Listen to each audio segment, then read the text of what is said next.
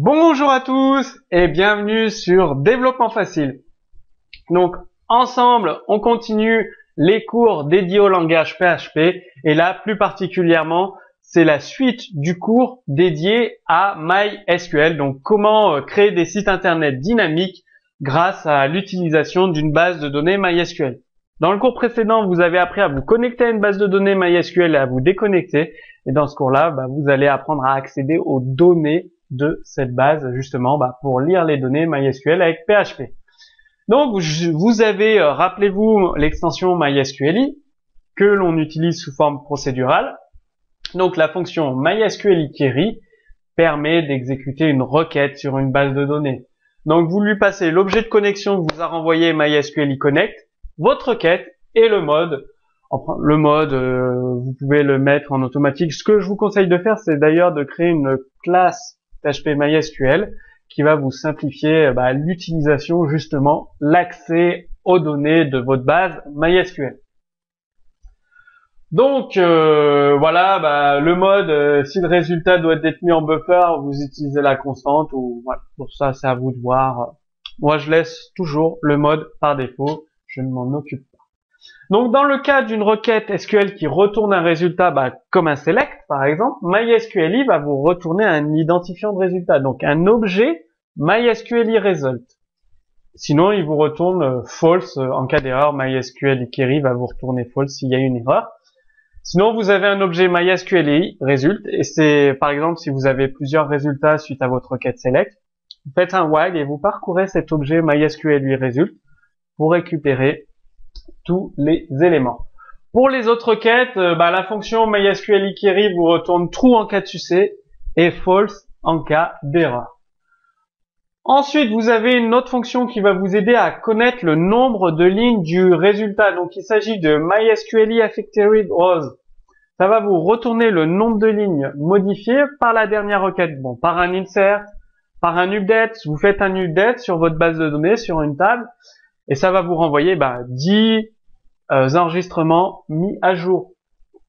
Par un replace ou un delete, par exemple un delete sur une table avec des limites, ça va vous renvoyer 20 enregistrements supprimés de votre table. Donc il suffit de lui passer un objet MySQLi en entrée. Donc c'est l'objet que vous renvoie MySQLi. Donc un entier supérieur à 0 vous indique le nombre de lignes qui a été affecté, modifié ou recherché par un select.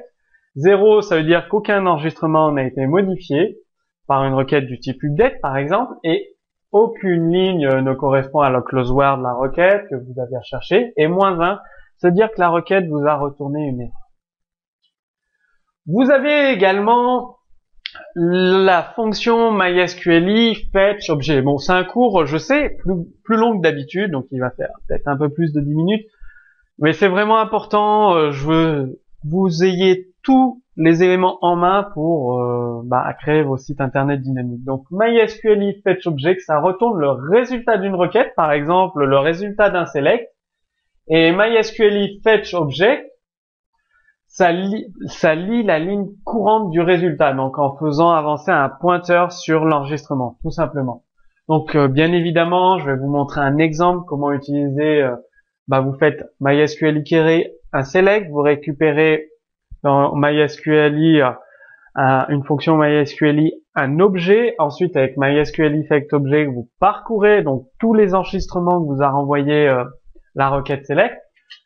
Donc, justement, il est temps de voir un exemple. Bon, connexion à la base de données, ça, vous savez maintenant. Je vais rajouter un exit. On arrête le script, c'est pas la peine d'exécuter le reste du script PHP si la connexion à la base de données échoue. Bon, vous connaissez, vous avez eu un cours précédemment. Donc, arrête l'exécution du script PHP, tout simplement. Donc, vous faites votre requête select. Moi, j'aime bien utiliser des variables intermédiaires pour prendre la requête select. C'est beaucoup plus compréhensible. Vous recherchez le nom et le prénom dans la table personne de ceux qui ont 26 ans. Donc, toutes les personnes qui ont 26 ans qui sont dans la table personne. Vous exécutez la requête. À quoi sert l'arroba? Bah, ça veut dire que s'il y a un message d'erreur, il sera pas affiché à l'écran, donc ça va pas gêner l'utilisateur. On va gérer les messages d'erreur nous-mêmes par le code PHP. Voilà à quoi sert le arroba devant MySQLi Query. Donc vous envoyez le lien SQL que vous a envoyé MySQLi Connect, la requête select et vous récupérez un résultat. Donc la requête a réussi, bah non, false, erreur d'exécution de la requête. Elle a réussi, eh bien il vous reste à parcourir tous les résultats. Si vous recevez 10 enregistrements, vous les parcourez, et ben en faisant un OSQL connexion, en récupérant un objet, donc c'est pas getObjet, c'est MySQLi fetchObjet en fait. Je me suis trompé, j'ai repris du code de ma classe. Donc vous faites MySQLi fetchObjet comme ça, en lui transmettant le haut résulte, et ça va vous renvoyer un objet tout simplement, et vous accédez au nom et au prénom de cette façon. Et donc vous affichez le nom de la personne qui a 26 ans, et donc là vous parcourez tous les résultats de votre requête select, de votre requête SQL select.